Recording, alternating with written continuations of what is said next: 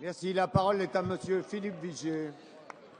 Monsieur le Premier ministre, vous venez d'ouvrir le chantier de la réforme des retraites en lançant une consultation avec l'ensemble des partenaires du dialogue social. Que de chemins parcourus depuis la campagne de François Hollande qui nous expliquait qu'il reviendrait sur l'intégralité de cette réforme décidée par la majorité précédente. Encore une promesse oubliée. Après le temps de la démagogie qui vous a vu décider d'une petite amélioration pour les carrières longues, financée par une baisse du pouvoir d'achat et une hausse du coût du travail, il y a eu ensuite le temps avec une taxe, Madame la ministre, Madame Touraine, de 0,3% en avril dernier. Aujourd'hui, la réalité vous rattrape. Vous êtes au pied du mur.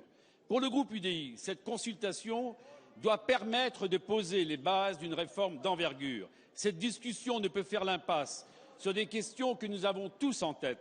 Faut-il accélérer la réforme de 2010 ? Faut-il allonger la durée des cotisations et repousser l'âge légal ? Faut-il instituer un système de retraite à points ? Faut-il mettre en place, j'allais dire enfin, un régime universel égal pour tous, salariés du privé et du public ? Vous avez vidé de son sens le dialogue avec les partenaires sociaux en annonçant d'emblée que vous ne repousseriez pas l'âge légal de départ à la retraite, mais que la durée de cotisation allait augmenter. Ce choix n'est pas le nôtre. Monsieur le Premier ministre, dites clairement aux Français qu'ils vont devoir choisir entre travailler plus longtemps pour avoir une retraite décente ou partir plus tôt avec une plus petite retraite. Vous orientez donc le dialogue avec les partenaires sociaux vers deux solutions. La diminution des pensions des retraités et l'augmentation des impôts pour financer les déficits. Ce ne sont pas nos choix. Ma question est simple. Quels retraités vont voir leur pension baisser et quelle nouvelle hausse d'impôts allez-vous décider ? Merci. La parole est à Madame la ministre des Affaires sociales et de la Santé.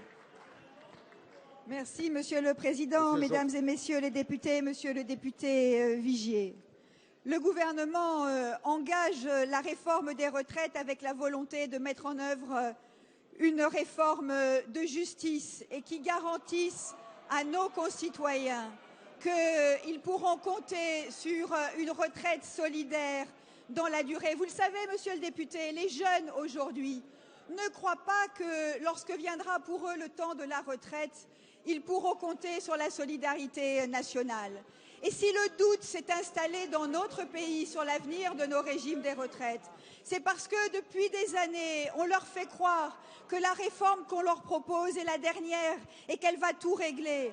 La dernière en date, en 2010, devait régler notre régime de retraite pour les 10 années à venir.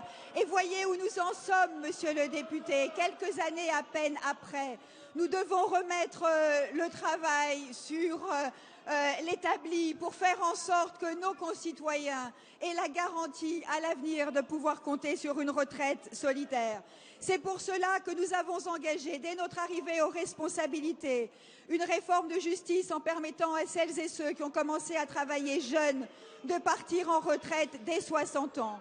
Et nous allons désormais engager la concertation pour répondre à 3 défis de manière globale et cohérente. D'abord, faire en sorte que le déficit de nos régimes de retraite soit comblé pour les années à venir. Ensuite, consolider dans la durée un régime de retraite solidaire garanti par la collectivité. Et enfin, apporter des mesures de justice, notamment en direction des femmes, de celles et ceux qui ont connu des métiers pénibles et de ceux qui ont commencé à travailler jeunes. Mesdames et Messieurs les députés, le gouvernement engagera la concertation avec la volonté d'une réforme durable, responsable et juste.